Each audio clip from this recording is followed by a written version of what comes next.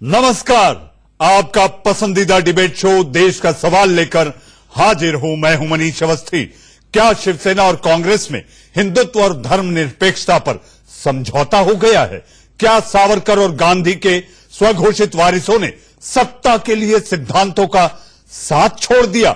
ये सवाल इसलिए क्योंकि अब महाराष्ट्र में शिवसेना, एनसीपी और कांग्रेस गठबंधन का औपचारिक ऐलान भर बाकी रह गया है। माना जा रहा है कि कल मुंबई में ऐलान के साथ ही महाराष्ट्र में सरकार गठन की तारीख का ऐलान भी हो जाएगा। मगर सवाल है कि क्या 3 पैर वाली सरकार महाराष्ट्र में 5 साल तक चल पाएगी? आज इन्हीं सवालों पर बहस होगी। मगर आप पहले देखिए हमारी ये रिपोर्ट। कांग्रेस, एनसीपी और शिवसेना का फॉर्मूला तैयार। एक दिन का काम है, आने वाले 2 दिनों में सरकार बनाने के बारे में हम आगे जाएंगे। मानो बन ही गई महाराष्ट्र में नई सरकार।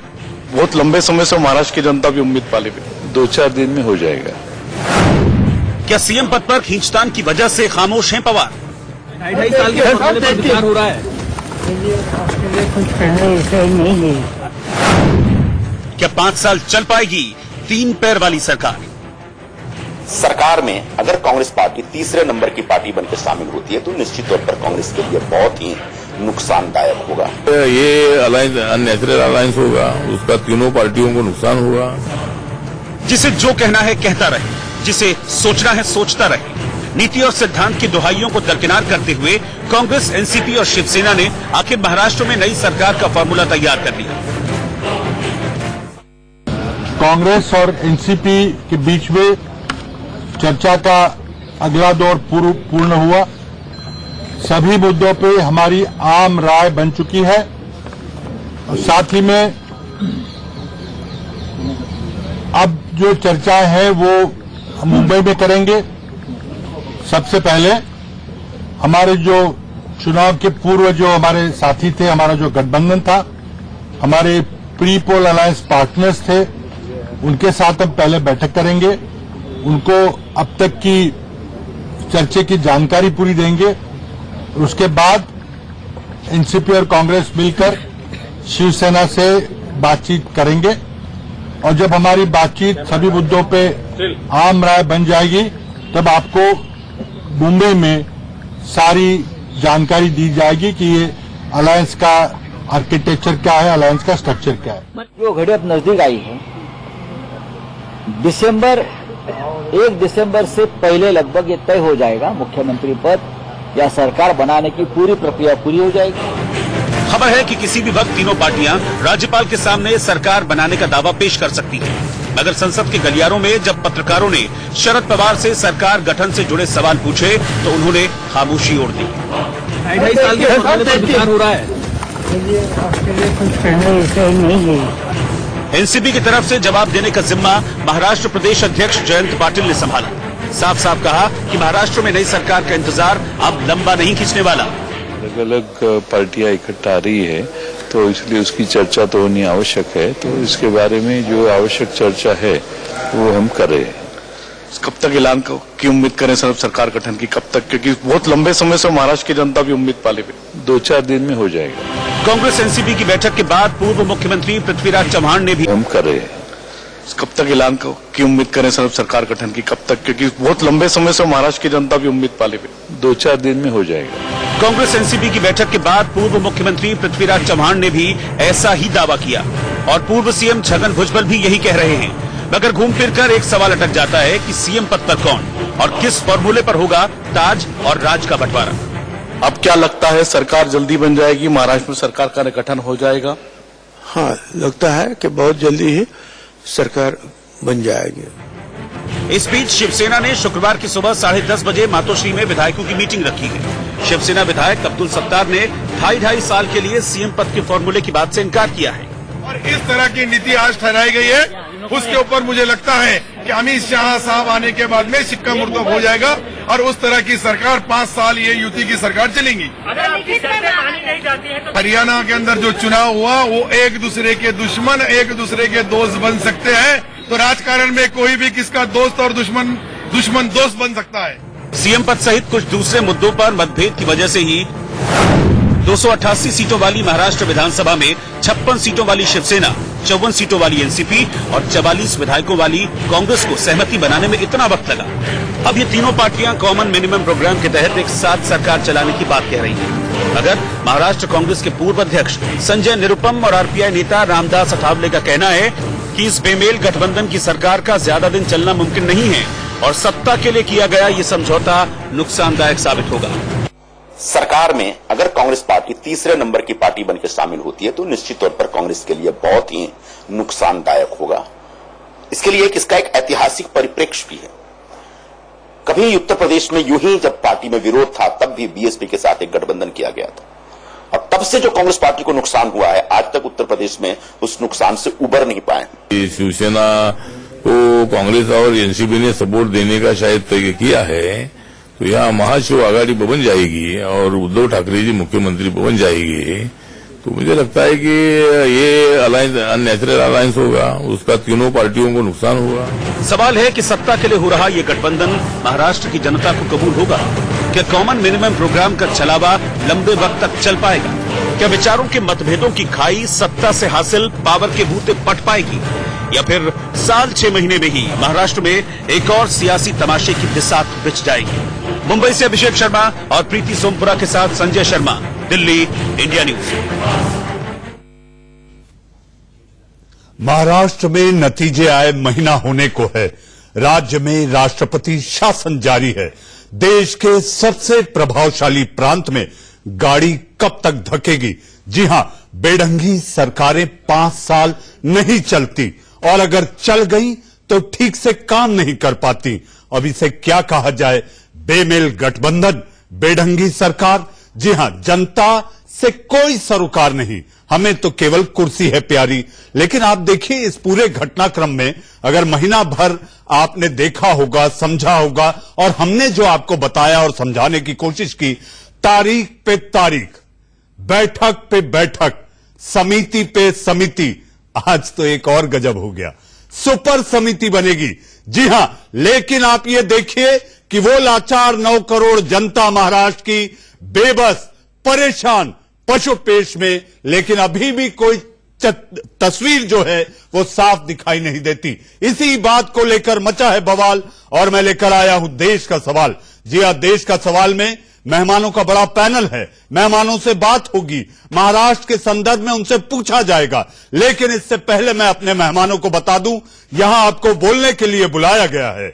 यहां पर एक दूसरे को नीचा दिखाने के लिए नहीं, यहां आप सोचे वही जो आप बेहिचक बोल सके और बोले वही जिसका आप बेहिचक जवाब दे सके, क्योंकि ये देश का सवाल है। देश का सवाल में मेरे साथ बीजेपी का पक्ष रखने के लिए मनोज यादव, प्रवक्ता बीजेपी आप जुड़ चुके हैं, संजय द्विवेदी, जी हां संजय द्विवेदी शिवसेना का पक्ष रखेंगे और बताएंगे कि आखिर मुख्यमंत्री कौन बनेगा और कितने समय के लिए बनेगा।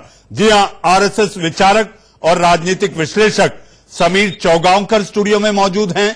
मेरे साथ दीपक झा, जी हां दीपक झा की विचारधारा को मैं बार बार नहीं बोलूंगा, आप लगातार अक्सर अलग अलग जगहों पर डिबेट करते हुए और कांग्रेस का पक्ष लेकर उनके साथ खड़े रहते हुए आपने देखा और सुना होगा। मेरे साथ अजय कुमार साहब, जी हां आप वरिष्ठ पत्रकार हैं, राजनीतिक विश्लेषक हैं, और एनसीपी, जी हां वो वॉच जिस पर सबकी नजरें कि आखिर घड़ी में 10:10 पर क्या यह ऐलान होगा कि हां अब सरकार महाराष्ट्र में बनने को तैयार है। सबसे पहला सवाल मनोज यादव आपसे, सरकार कौन बनाएगा महाराष्ट्र में?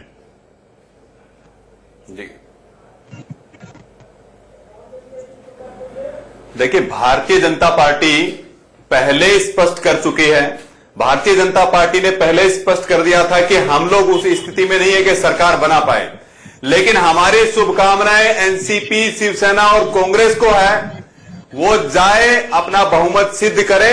राष्ट्रपति शासन चूंकि लगा हुआ है, लेकिन अगर उनके पास बहुमत है तो लेकर जाए। मनोज जी आप मेरे साथ पहली बार देश का सवाल में, मनोज जी मेरी बात सुनिए, आप पहली बार देश का सवाल में मेरे मेहमान प्रवक्ता के रूप में बीजेपी से आए हैं। आपने कहा बीजेपी ने पहले ही कह दिया कि उनके पास नंबर नहीं और हम सरकार नहीं बनाएंगे और शुभकामना दे दी। लेकिन मैं आपको यह बताना चाहता हूं कि नारायण राणे आपके नेता, उन्होंने कहा अगर सरकार बनेगी तो बीजेपी की बनेगी, हम काम पे लग गए हैं। आपके चंद्रकांत दादा पाटिल जो बीजेपी के अध्यक्ष हैं, उन्होंने कहा है कि सरकार अगर बनेगी महाराष्ट्र में तो बीजेपी की बनेगी। इसके अलावा आपके वित्त मंत्री रहे सुधीर मुनगंटीवार, उन्होंने भी कई बार कहा है कि सरकार बनेगी। आप कह रहे हैं कि आपने तो शुभकामनाएं दे दी, हथियार डाल दिए, तो फिर शरद पवार और प्रधानमंत्री की मुलाकात क्या कहती है? सर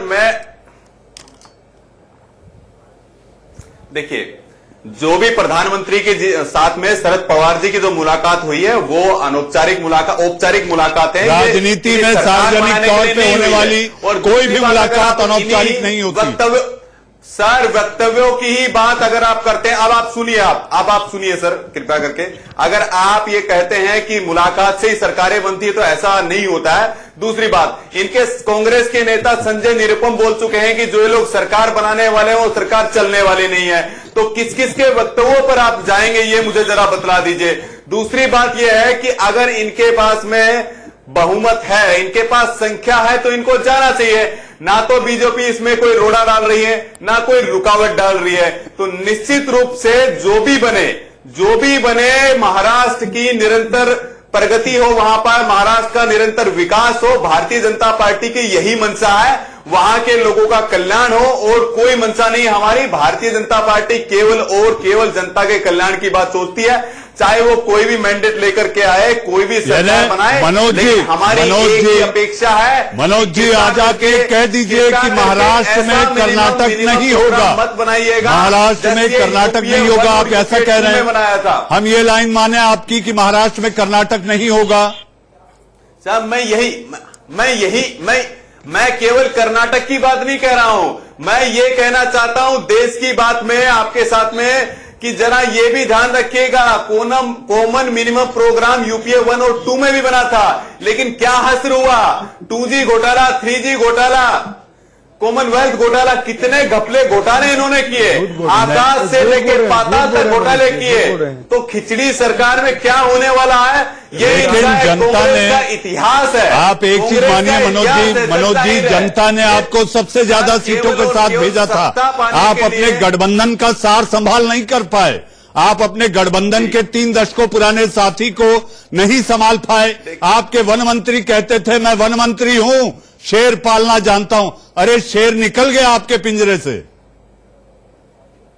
जी सर, पिंजरा और शेर की परिभाषा तो आप कर सकते हैं मीडिया में आप, लेकिन मैं आपको स्पष्ट कर दूं, 2014 का इतिहास याद कर लीजिए।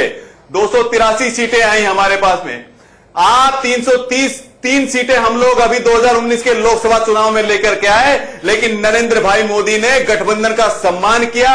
एक एक गठबंधन के साथी को, ये सबको सम्मानजनक तरीके से गठबंधन धर्म निभाया है। तो भारतीय जनता पार्टी पर आप प्रश्न नहीं उठा सकते हैं। नरेंद्र भाई मोदी एक ऐसे जनता जानती है, जनता जानती है सत्ता लोलुपता मुख्यमंत्री की कुर्सी है प्यारी, इसी के इर्द गिर्द घूमती रही और इसीलिए आपका गठबंधन भी टूटा।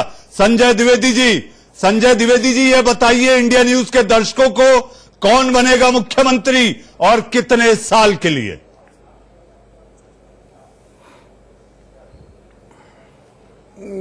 मनीष जी, मैं आपकी बात क्लियर कर दूं कि शिवसेना का मुख्यमंत्री बनेगा, 5 साल के लिए मुख्यमंत्री बनेगा। नाम भी बता दीजिए, बात कह रहे हैं द्विवेदी जी, नाम भी बताइए। 30 साल तक द्विवेदी जी नाम भी बताइए।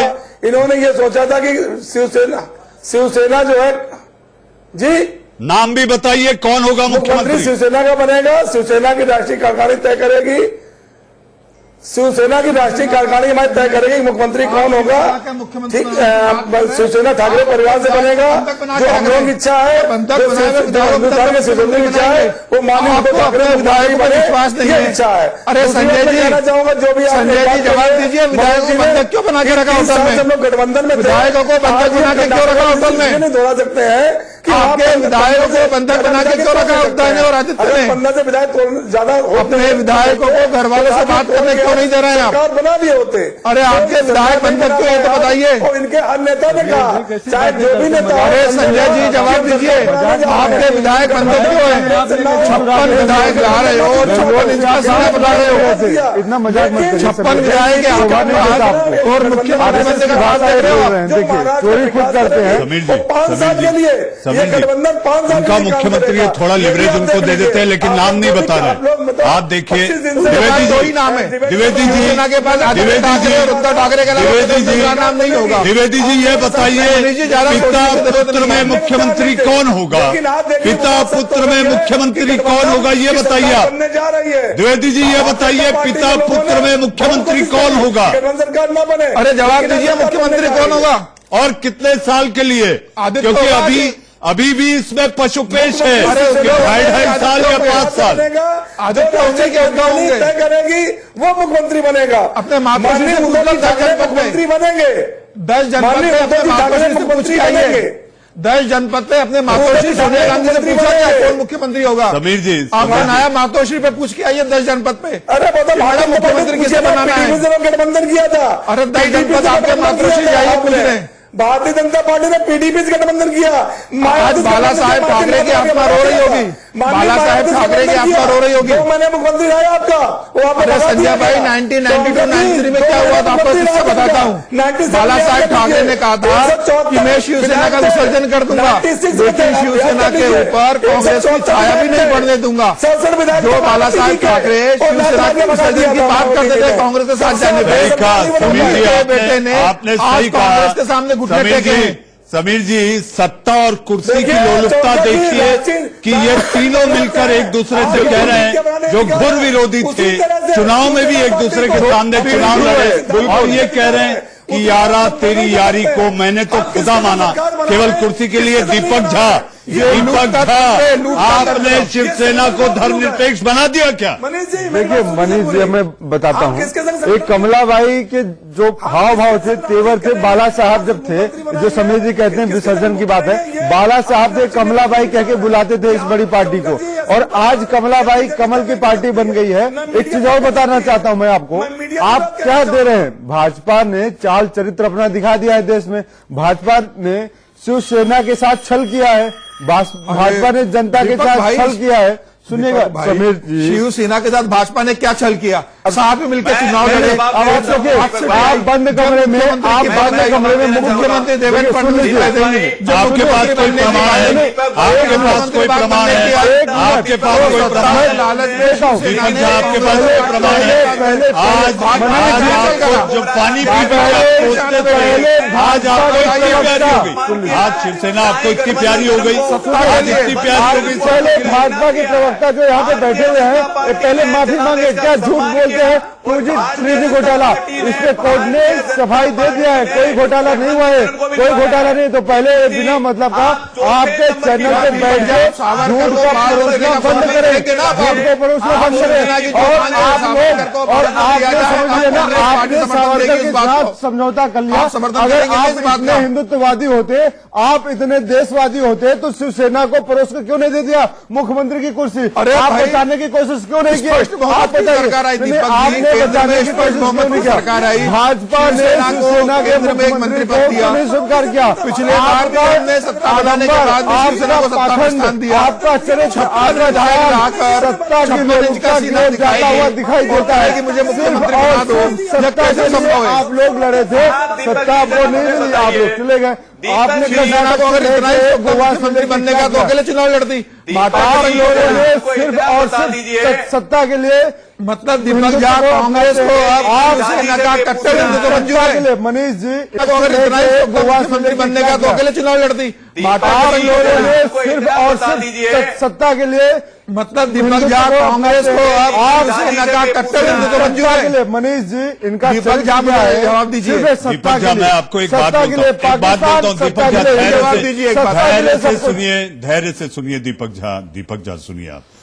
कई मुस्लिम संगठनों को आपका शिवसेना के साथ का गठबंधन, इस पर कड़ा ऐतराज है, कड़ा ऐतराज है। आपने शिवसेना को मना लिया क्या? कि आप सॉफ्ट हिंदुत्व पर आइए। आपने मना लिया क्या कि कट्टरवाद छोड़िए? आप उनके सामने झुके या उन्होंने आपके सामने घुटने टेके? बाबरी मस्जिद की खिचड़ी मत खाइए आप लोग। सुनिए आप जवाब दीजिए दीपक जी। अगर देश में एक नई शुरुआत हो रही है तो इन जैसे छद्मवादी हिंदुत्व पार्टी को क्यों दर्द हो रहा है? भाजपा एक छद्म फैलाने वाली झूठी मक्कार पार्टी है, इनके पेट में दर्द क्यों हो रहा है? दीपक झा, मैं आपसे आग्रह करूंगा। मैंने अपनी बहस के पहले कहा था कि आप किसी को भी नीचा दिखाने वाले ऐसे किसी भी क्योंकि हमारा दर्शक देख रहा है, उसका समय कीमती है। वो केवल ये भाषा सुनकर इससे ना दूर जाए, यही हमारी कोशिश है कि उसे सार्थक बहस के बजाय बताएं कि आखिर राजनीतिक दल किस तरह की सियासत कर उनके साथ छल करते हैं। आप भाषा का ध्यान रखें। जब मोदी जी कहते हैं सबका साथ, सबका विकास, सबका विश्वास, वो शिवसेना एक नई शुरुआत कांग्रेस के साथ कर रही है, तो फिर क्यों आपके पेट में दर्द होता है हिंदुत्व के नाम से? कौन सा हिंदुत्व बचा आपका? आप 135 करोड़ की बात करते हैं एक तरफ तो, और फिर हिंदुत्व मेरे दो मेहमान हैं। मेरा जवाब अरे आपका गठबंधन है, आपका गठबंधन है, उनसे पूछना है मुझे। आपका गठबंधन है, पूछना है उनसे। अरे उनको स्पेस दो। मुसलमान आप हिंदू ना मुसलमान। आप विभाग कैसे दोगे अगर आप यहाँ टाइम नहीं दे रहे अपने गठबंधन को? मुसलमान समय तो दीजिए। आपका गठबंधन है, समय दीजिए भाई साहब। आप महाराष्ट्र में सरकार बनाने जा रहे हैं। दीपक झा, मनोज यादव, दीपक झा, मुझे रेशमा के पास जाना है, मुझे रेशमा के पास जाना है। रेशमा पटेल, रेशमा जी ये बताइए कि कल 10:10 पर क्या महाराष्ट्र के लिए खुशखबरी दे देंगे आप? वेट एंड वॉच कब तक?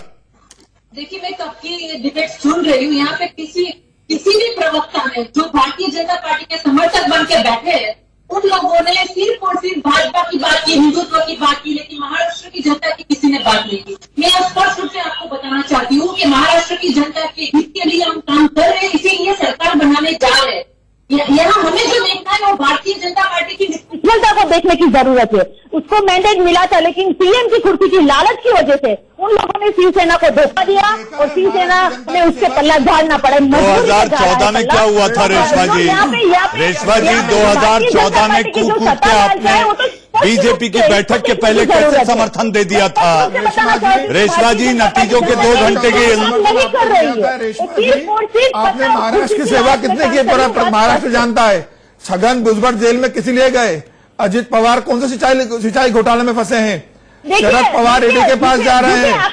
पूरा राष्ट्रवादी कांग्रेस का 10 साल की सरकार लूट की सरकार रही। जनता ने आपको घर बिठा दिया था, जनता ने आपको घर बिठा दिया, और आप कह रहे हैं महाराष्ट्र की जनता की हम बात करेंगे। अभी लोकसभा चुनाव में क्या मिला आपको? लोकसभा में बता दीजिए। आपके अजीत पवार के बेटे चुनाव हार गए, आपके अजीत पवार के बेटे चुनाव हार गए। लूट तंत्र इकट्ठा कर रहे हो, फिर से पैसा बनाओगे, महाराष्ट्र लूटोगे।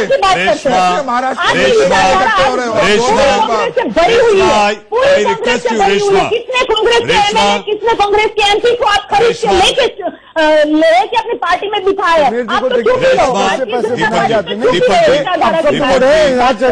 आप ही का गठबंधन कह रहा है, परेशान कर रहे हैं। आपका गठबंधन कह रहा है। समीर जी का बयान आपत्तिजनक है, बोलते पैसे बनाएंगे। उनको पता है कैसे पैसा बनाया जाता है, राष्ट्रवादी कांग्रेस ने। समीर जी फिर से आप पैसे बनाते हैं, आरएसएस पैसा बनाता है, कितना पैसा बना लिया आप लोग? समीर जी एक बात पैसा बना लिया, महाराष्ट्र सरकार महाराष्ट्र सरकार 5 लाख करोड़ से कर्ज में डूबी है वो सरकार। आखिर वो तिजोरी का बोझ कैसे कम करेंगे, इनके लिए पहला लक्ष्य होना चाहिए।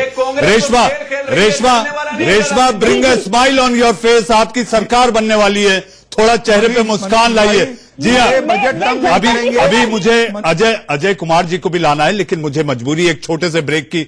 जी हाँ, ब्रेक के बाद हम बात करेंगे कि आखिर मुख्यमंत्री का जो विशेषाधिकार होता है कि उनके कैबिनेट का मंत्री कौन होगा, यहां पर लड्डू ऐसे फूटे कि हर दल के मंत्री के नाम और विभाग भी तय हो गए। ब्रेक के बाद देश का सवाल लगातार जारी है।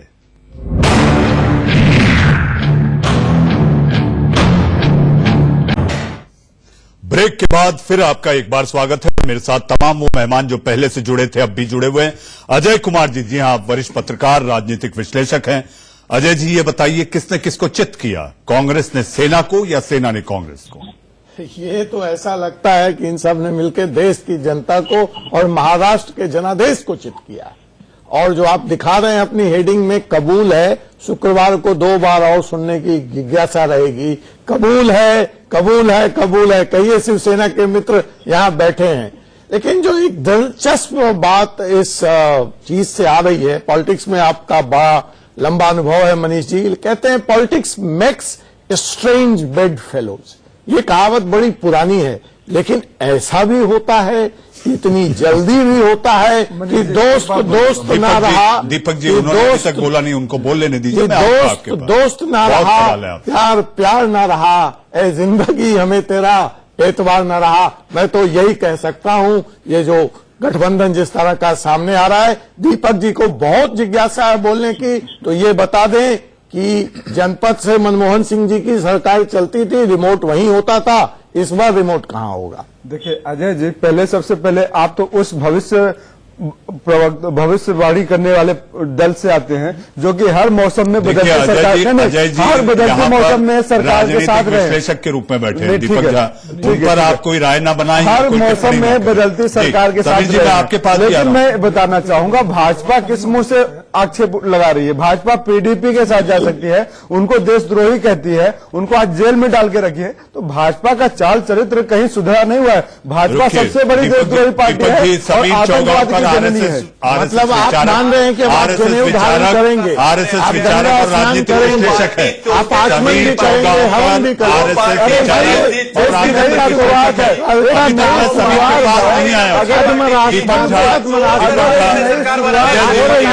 जी मनोज यादव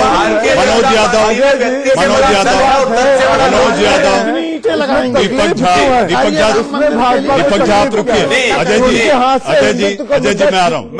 दीपक झा एक मिनट पूछना चाहता हूँ, जो शिवसेना इनको पार्लियामेंट्री अनपार्लियामेंट्री क्या क्या बोलती थी, आज उनकी वो अपनी हो गई है। पीडीपी के साथ क्या करते थे पीडीपी के साथ बताइए ना। आप लोगों का हिंदुत्व पे गठबंधन किया, देश का क्या है, आस्था है, हिंदू विश्वास है, और आप लेकिन मुझे आज आप हिंदुत्व की बात करते हैं, भूल गए इस बहस को सांप्रदायिक ना बनाया, इस बहस को सांप्रदायिक ना बनाया दीपक झा, इस बहस को सांप्रदायिक ना बनाया। आज आप हिंदुत्व की बात करते हैं, भूल गए इस बहस को सांप्रदायिक ना बनाया, इस बहस को सांप्रदायिक ना बनाया दीपक झा, इस बहस को सांप्रदायिक ना बनाया, इस बहस को सांप्रदायिक ना बनाया। Manoj Yadav, I will not permit you, I will not permit you. जहां तक आप लिखने की बात कर रहे हैं, सामना में आपके गठबंधन होने से पहले तक सामना में आपको शिवसेना कोसती थी। दीपक झा कमलाबाई का हिंदुत्व बताइए, साइलेंस, कमलाबाई का हिंदुत्व क्या है? दीपक झा दीपक झा वो बताएंगे। मुझे समीर के पास जाना है, समीर चौगांवकर आप आरएसएस विचारक हैं, आप राजनीतिक विश्लेषक हैं। मनोज यादव आपके पेरेंट ऑर्गेनाइजेशन से यहाँ व्यक्ति बैठे हैं, वो बताएंगे, राजनीतिक विश्लेषक हैं। समीर चौगांवकर ये बताइए, संघ क्यों नहीं कुछ कर पाया, क्यों नहीं बचा पाया ये 30 साल पुराना गठबंधन? समीर भाई आधा सेकंड दे दो। बार बार कमलाबाई कह रहे हैं, और इसी शिवसेना के बाला साहब ने हिजड़े कहा था कांग्रेस को, उसका जवाब दे दीजिए। अरे तो मैं कह रहा हूँ ना, भाजपा किस हिजड़े बात कर रहा था, भाजपा जो बोला गया बात कर रही है। मैं ये अजय जी मैं ये कहना चाहता हूँ, हमें गड़े मुर्दे नहीं उखाड़ना है, हमें गड़े मुर्दे नहीं उखाड़ना है। सब जानते हैं गड़े मुर्दे ना उखाड़े जाए, गड़े मुर्दे ना उखाड़े जाए। हमारे पास वर्तमान में इतने विषय हैं जिस पर हम चर्चा करेंगे। समीर चौगांवकर देखिए, राष्ट्रीय सेवा संघ राजनीति नहीं करता है, संघ राष्ट्र निर्माण का काम करता है। नंबर 1, संघ को राजनीति से कोई लेना देना नहीं। सरकार किसकी बनती है यह राजनीतिक दलों का काम है, संघ का काम नहीं है। संसद सलाह देने का काम करता है। जहां तक भारतीय जनता पार्टी, राजनेता पैदा करने की पाठशाला जरूर है, बिल्कुल नहीं है। संघ राष्ट्र निर्माण की पाठशाला है, व्यक्ति निर्माण की पाठशाला है, और राष्ट्रवादी लोगों के निर्माण करने की पाठशाला है, चरित्र निर्माण करने की पाठशाला है। राजनेता बनाने का काम संघ नहीं करता। विभिन्न राजनीतिक दलों में लेकिन लोग बीजेपी को भेज देता है समीर जी। बीजेपी में एक करके लोग आ जाते हैं। संघ कभी भी किसी व्यक्ति से नहीं कहता कि आप किस प्रचारक राजनीति में के रूप चलना में है। राजनीतिक रूप से भाई ये सक्रिय व्यक्ति की रहते हैं, इच्छा है। अगर कोई लोग व्यक्ति होते किसी हैं। राजनीतिक पार्टी में जाना चाहता है तो वो उसके लिए स्वतंत्र है। संघ किसी पे बंधन नहीं लगाता। अगर कोई राजनीति करने जाना चाहता है तो संघ इसके लिए स्वतंत्र है, संघ किसी को रोकता नहीं है। नंबर 1 मैं आपको बता दूं। और संघ में पढ़ा लिखा, संघ में शिक्षित जो व्यक्ति होता है वो राष्ट्रवादी विचारधारा का होता है, वो देशभक्त होता है, देश से प्यार करता है। इसलिए वैसे किसी पार्टी में जाता है जो राष्ट्रवादी पार्टी होती है, देश के लिए समर्पण का भाव रखती है। इसलिए राष्ट्रवादी पार्टी, आपने सही कहा, कभी प्रधानमंत्री की लगातार राष्ट्रवादी पार्टी के अध्यक्ष से रोज मुलाकात हो रही है, कभी तारीफ हो जा रही है। तो आखिर ये गेम समझाइए कि गेम है क्या? अपने राजनीतिक दल के आगे राष्ट्रवादी लगा देने से कोई राष्ट्रवादी नहीं हो जाता। राष्ट्रवादी कांग्रेस पार्टी ने कांग्रेस के साथ मिलकर जो महाराष्ट्र को लूटा है वो सब जानते हैं। यूपीए के 10 साल में सरकार में रहकर उन्होंने जो लूटा है वो सब जानते हैं। राष्ट्रवादी लगाने से जनता को बेवकूफ नहीं बना सकते। जनता समझ चुकी है राष्ट्रवादी और कांग्रेस के गठबंधन का क्या खेल है, और इसके अंदर शिवसेना भी शामिल हो रही है। इस बात को बड़ा दीपक झा मेरे दर्शक, एक सवाल आप तीनों से सुनिए। महाराष्ट्र में सरकार का काउंटडाउन, अगर ये सूत्रों के हवाले से सही खबर आ रही है तो तीनों से मेरा सवाल है, संजय द्विवेदी जी, रेशमा पटेल और दीपक झा, आपसे।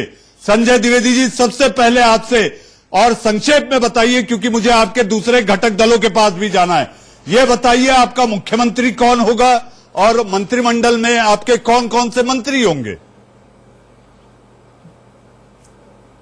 आदित्य ठाकरे और देखिए, मुख्यमंत्री मैंने से पहले बता दिया जो हमारे समीर जी जरा एनसीपी और कांग्रेस ने स्वीकार कर लिया है कि मुख्यमंत्री शिवसेना बनेगा। मुख्यमंत्री बनेगा हमारे माननीय उद्धव ठाकरे, जो हम लोगों की भावनाएं हैं। बाकी राष्ट्रीय नेतृत्व तय करता है कि मुख्यमंत्री कौन बनेगा। इसके बाद जो तीनों संगठन बैठ के ये तय करेंगे कि मंत्री किसे किसे बनाना है।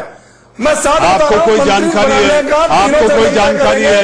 आपको कोई जानकारी है? समिति बनाई गई है, अघाड़ी बनाई गई है, वो तो एनडीए में बनाई गई थी जिसके जॉर्ज फर्नांडिस संयोजक जी थे। संजय जी, यहाँ तो तीनों दलों ने मिलकर अपने अपने नाम भी तय कर लिए, विभाग भी तय कर लिए। कम से कम लोकतांत्रिक व्यवस्था का सम्मान तो करते हैं आप। जब उद्धव ठाकरे पैदा हुए थे तभी सूत्रों द्वारा खबर आ रही है, लेकिन अभी ऐसा वो जब तक सरकार आती है तो उद्धव ही मुख्यमंत्री बनेंगे। आपके पास उद्धव और आदित्य के अलावा कोई नाम नहीं है। आपके पास उद्धव और आदित्य के अलावा कोई नाम नहीं है। तो आपने शिवसेना के पास उद्धव और आदित्य के अलावा कोई नाम नहीं है। उद्धव जी परिवारवाद का प्रतीक है तो अभी तक दीपक झा अभी तक आपने विधायक दल का नेता नहीं चुना। आपने विधायक दल का नेता आपने नहीं चुना है। मनीष, एक बड़ा मुद्दा नहीं है कि कौन मंत्री बनेगा, कौन के पास क्या डिपार्टमेंट जाएगा, कोई बड़ा मुद्दा नहीं। भाजपा का आप देखिए। अच्छा चलिए, आप ही बताइए, आप ही बताइए। नहीं, आप ही बताइए, आपकी तरफ से कौन होगा मंत्री? आपकी तरफ से कौन होगा मंत्री? मैं बता रहा हूँ, मंत्रालय आएंगे, नाम का लिस्ट बनाएंगे और भेज देंगे। भाई हाँ तो बताइए ना, आपको कुछ पता है? लोकतंत्र है, लोकतंत्र में विधायक लोग बैठते हैं, नेता बैठते हैं और तब डिसाइड करते हैं। अशोक चौहान जो वहाँ के सीनियर लीडर है, पृथ्वीराज चौहान है, बाला थोराट है, ये सारे सब बड़े लीडर हैं। वाह वाह वाह वाह वाह, और देखेंगे वाह वाह वाह, मुख्यमंत्री का विशेषाधिकार भी छीन लिया आपने। पहले तो सरकार बनेगी, सरकार के बाद एक समिति बनेगी और उसको देखने के लिए, उसको मॉनिटर करने के लिए एक सुपर समिति। वाह क्या बात है दीपक झा, वाह क्या बात है, क्या बात है। किसान बहाना है और कुर्सी निशाना है, किसान बहाना है और कुर्सी निशाना है। रेशमा पटेल, चलिए आपने बता दिया, आपने बता दिया। रेशमा से पूछते हैं। रेशमा, आपकी सरकार अगर ये माना जाए कि बनने वाली है तो क्या वो नाम आप बता सकती हैं जो मंत्रिमंडल में शामिल होंगे और उनके विभाग? अगर आपको नाम पता है तो विभाग मैं बता दूंगा। देखिए, यहाँ पे मंत्री कौन बनेगा, मुख्यमंत्री कौन बनेगा, उस बहस से पहले जो बहस थी वो थी हमारी सरकार बनाने की। मुझे याद है इससे पहले की डिबेट में हम पर बार बार यही सवाल पूछा जा रहा था कि आप सरकार बनाने वाले हो, बनाने वाले। तो आज देखिए हम बनाने के तक पहुंच चुके हैं कि हम बनाने वाले। अभी वो जो आप जो मुझे सवाल पूछ रहे हैं उसका जवाब आपको भविष्य से घर से मिलेगा, इसलिए सॉरी मैं आपको उस बात का जवाब नहीं दूंगी क्योंकि वो जनता के हित के लिए है। शरद पवार की बेटी सुप्रिया वो तो खारिज हो गया समीर जी, वो तो खारिज हो गया। मुख्यमंत्री तो सेना का ही होगा, अब केवल समय का है कि वो 5 साल के लिए होगा या 2.5 साल के लिए, वो तो खारिज है समीर जी। सरकार बनाने जा रही है, पूरी सरकार देगी और भारतीय जनता पार्टी के शासन तानाशाही शासन को नष्ट करेंगे। रेशमा जी बताइए, अजित पवार बनेंगे, छगन भुजबल बनेंगे या सुप्रिया सुले बनेगी? बताइए दीपक जी आप ही घटक दल बोल रहे हैं। रेशमा आप अपनी बात पूरी करें। इतना तो बोल दिया ना, हम सरकार बनाने जा रहे हैं, इतना इनफ है। मुख्यमंत्री को बता दो शिवसेना का होगा कि आपका होगा। जल्दी आपको ऑफिशियली शरद पवार एक बार भी मुख्यमंत्री बनना चाहते हैं, पूरे शरद पवार मुख्यमंत्री बनना चाहते हैं, पूरे महाराष्ट्र को पता चल जाएगा। आपके पेट में इतना दर्द जनता को फिर सरकार मिलेगी। जो मैंडेट मिला था महाराष्ट्र जनता ने, जो मैंडेट दिया था उसका अनादर हम नहीं करेंगे। जो भारतीय जनता पार्टी ने अनादर, अरे मैडम आपको तो विपक्ष में बैठने का जनाधार मिला था। समीर जी मेरा रेशमा से एक सवाल है, मेरा रेशमा से एक सवाल है। रेशमा जी आपको पता है जो आपके मंत्रिमंडल में शामिल हो सकते हैं, ऐसे छगन भुजबल साहब जमानत पर हैं। आपको पता है जो आपके मंत्रिमंडल का सबसे बड़ा चेहरा और नाम होंगे, अजीत पवार पर हाई कोर्ट ने एफआईआर दर्ज करने की बात की है।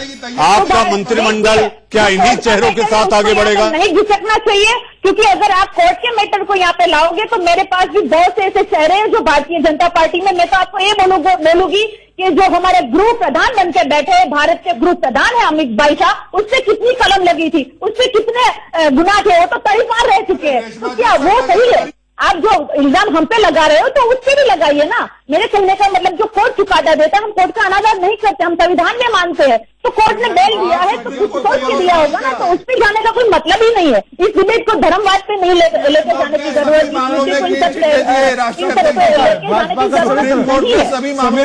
समीर जी आप ये बताइए, भाजपा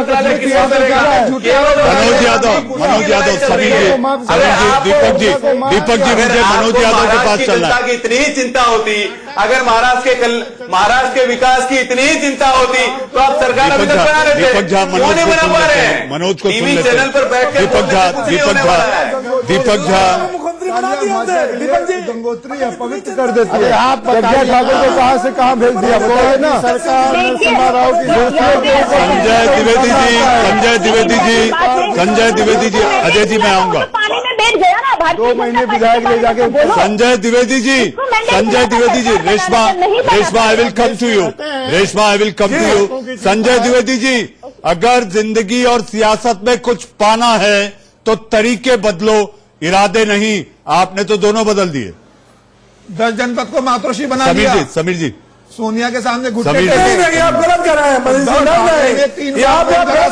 मेरे बात तक ये हमारी दूसरी राष्ट्रीय पार्टियां हैं, हमने 3 साल से अपना धर्म नहीं बदला, अपनी नीति नहीं बदली, लेकिन भारतीय जनता पार्टी ने हमें झूठा सिद्ध किया, इसलिए हमारी राष्ट्रीय सोचना पड़ गया कि हम आगे कर लिया। हम दूसरी सरकार बनाएंगे ना बताए 30 साल तक हम कहीं नहीं गए। अरे आप ये क्या कह रहे हैं समीर जी? आप ये कह रहे हैं माताश्री धन से शुरू कर रही है, आप ये कह रहे हैं समीर? हम लोग राजनीति नहीं करते हैं, हम लोग 80% समाज सेवा और 20% राजनीति करते हैं। हाँ जरूरत थी माननीय बाला साहब ठाकरे के विचारों को जन्नत तक पहुंचाने के लिए हमारा मुख्यमंत्री जरूरी था, इसलिए सम्मान करती है माननीय बाला साहब जन्नत तक पहुंचाने के लिए। मुझे संजय द्विवेदी जी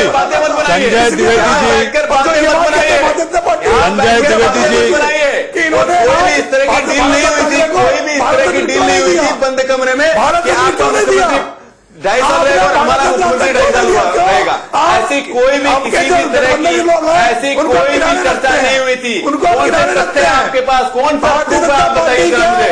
लोग किनारे रखते हैं, जनता को गुमराह मत कीजिए। दिया होता माननीय बाला साहब ठाकरे मैं ये कहता हूं सर, धृतराष्ट्र ने पुत्र मोह में हस्तिनापुर को गड़ाया था। आपका हमको क्या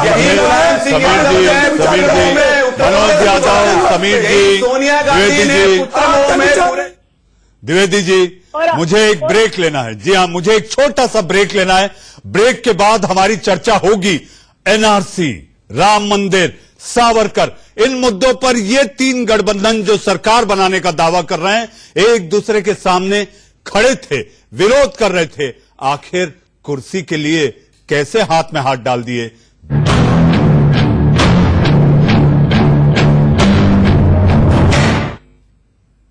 सियासत का भी बड़ा अजीब खेल होता है। जी हां, सिद्धांत गया तेल लेने, हमको तो यारी केवल कुर्सी से है प्यारी। जी हां, यही महाराष्ट्र में भी होता दिख रहा है, फिर सियासत का वो कोई भी धल हो। जी हां मनोज यादव जी, सिद्धांत गए तेल लेने, हमको तो प्यारी है केवल कुर्सी से यारी।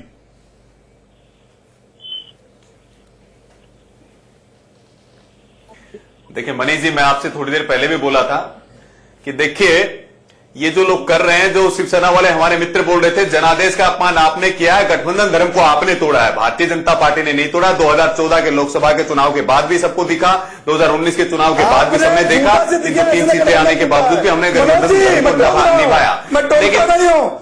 लेकिन आपने महाराष्ट्र की जनता के 2014 के लोकसभा के चुनाव के बाद भी सबको दिखा, 2019 के चुनाव के बाद भी सबने देखा, 303 सीटें आने के बावजूद भी हमने गठबंधन धर्म को निभाया। लेकिन आपने महाराष्ट्र की जनता के पीठ में आपने छुरा को पाया है। महाराष्ट्र की जनता के एक मिनट यादव जी, द्विवेदी जी, मेरा छोटा सा सवाल है, ये गठबंधन टूटा है या एक दूसरे ने एक दूसरे का अहंकार तोड़ा है? एक दूसरे ने एक दूसरे का अहंकार तोड़ा है या गठबंधन टूटा है? आपने देश के महाराष्ट्र की जनता के विकास को अवरुद्ध करने का प्रयास किया है। मैं थोड़ी देर पहले भी बोल रहा था, मित्र मोह में जो वो महाराष्ट्र की जनता के पक्ष में नहीं है, केवल कुर्सी के कारण में महाराष्ट्र के जनादेश को इन्होंने नकार दिया है। महाराष्ट्र के जनादेश को आपने नकार दिया है, तो शर्म आनी चाहिए आपको, शर्म आनी चाहिए आपको। महाराष्ट्र की जनता का अपमान किया आपने, क्षमा मांगे आप महाराष्ट्र की जनता से। आप बोल रहे हैं आपके लिए एनसीपी अब अच्छी हो गई है, सो कोल्ड कांग्रेस आपके लिए अच्छी हो गई है, सो कोल्ड सेक्युलर लोग आपके लिए अच्छे हो गए। द्विवेदी जी, ये मेरी बहस का आखिरी पड़ाव है, ये मेरी बहस का आखिरी पड़ाव है और बहस खत्म करते करते मुझे सभी को इसमें शामिल करना है। जी हाँ मनोज जी, आपका पक्ष हो गया, द्विवेदी जी आपका हो गया। रेशमा, तारीख आप बताइए कि आखिर कब तक महाराष्ट्र की जनता को आप सरकार देंगे, ये भरोसा दीजिए आप। बिल्कुल भरोसा दे रहे, तभी तो आज हम सब डिबेट कर रहे हैं, हम सरकार बनाने जा रहे हैं, उसमें कोई बेमत नहीं है। इसलिए मैंने पहले भी बोला कि भविष्य के गर्भ को हमें इतना भी खोलने की जरूरत नहीं है कि कुछ उपटांग बोला जाए, क्योंकि ये बहुत सेंसिटिव मुद्दा है, ये कोई मजाक का खेल नहीं है, ये पूरी जनता के हित में, महाराष्ट्र के हित में और संविधान के हित में जो भी डिसीजन लिया जाएगा, इसलिए हमें ठीक है। आम्ही बघू जय महाराष्ट्र होणार की नाही। समीर चौगावकर, जय महाराष्ट्र कदी होणार? मैं आपको मनीष जी इस बात जवाब देना चाहता था कि अहंकार भारतीय जनता पार्टी के अंदर बिल्कुल भी नहीं है। चुनाव परिणाम आने के बाद देवेंद्र फडणवीस ने 3 बार उद्धव ठाकरे से बात करने की कोशिश की और तीनों बार उद्धव ठाकरे ने फोन लाइन पर देवेंद्र फडणवीस से बात करने की कोशिश नहीं की। मुझे लग रहा है शिवसेना के अंदर इतना अहंकार आ गया था, सत्ता का लालच इतना आ गया था कि उन्होंने बीजेपी का साथ छोड़कर अपने विरोधियों। द्विवेदी जी रुकिए आप, दीपक झा 10 सेकंड। मनीष जी देखिए, भाजपा के और आरएसएस के लोगों को ऐसा लगता है कि वो गंगोत्री हैं और उनके साथ जो है वो सबसे बड़ी पवित्र पार्टी है, तो इनका भ्रम है। देश को नकारात्मक राजनीति की स्थिति में भाजपा और आरएसएस ने ले गई है आज के टाइम पे, और इनसे जो दूर जा रहा है उसके ऊपर आरोपों की घड़ी लगा देते हैं। मेरे पास समय नहीं है, 10 सेकंड। मेरी तो चिंता का विषय ये है कि कांग्रेस के इतिहास को देखते हुए कि जिस तरह से इन्होंने गठबंधन को पीछे से गिराने का काम किया है, चाहे वो चंद्रशेखर की सरकार हो चाहे देवेगौड़ा की इतिहास है, ये सरकार कितने दिन चलेगी? पिछले कुछ दिनों से, जी हाँ, पिछले कुछ दिनों से मुंबई में सरकार बनाने का महानाटक दिल्ली शिफ्ट हो गया था। कल ये फिर मुंबई शिफ्ट हो जाएगा। लेकिन भरोसा कितना किया जाए, इस पर एक लाइन मुझे याद आती है, जिंदगी में सबसे जोरदार थप्पड़ अगर होता है तो वो भरोसा मारता है। जनता का भरोसा क्या ये सरकारें टिका पाएंगी, इसी पर सबकी नजर है। देश का सवाल में आप लोग जुड़े, बहुत बहुत धन्यवाद। और इस वक्त आ रही है एक बड़ी खबर। जी हां, बड़ी खबर।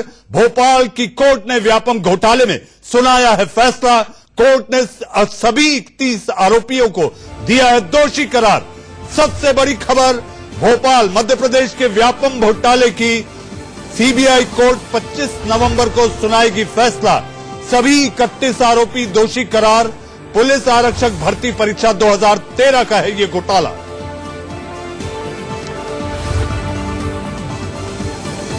इस वक्त की सबसे बड़ी खबर, इस वक्त की सबसे बड़ी खबर। जी हां, आपने देखा कि मध्य प्रदेश के व्यापम घोटाले को लेकर बड़ी खबर आपने देखी और सुनी। अब वक्त है एक ब्रेक का। ब्रेक के बाद खबरों के सिलसिले को आगे बढ़ाएंगे मेरे सहयोगी रोहित पुनेठा। आंख कान खोल